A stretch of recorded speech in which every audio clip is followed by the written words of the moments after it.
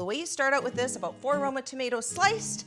I like to bake them on a parchment lined sheet, a little drizzle of canola oil, and then a little bit of sumac, and then just a tiny sprinkle of salt. Right.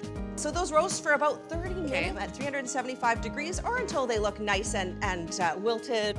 So we've got an avocado. Right. It's diced, and then you're just gonna add about a tablespoon of fresh lemon juice. Pop that lemon in there, Uh-huh. or lemon juice. And I'm just gonna get you to mash that. And then I've got about 2 chicken breasts that I've just cubed up, kind of small, chopped them. I'm gonna add half a cup of a full-fat Greek yogurt so it's nice and creamy. Another unique ingredient too is our tahini. So sesame seed paste, about 2 tablespoons.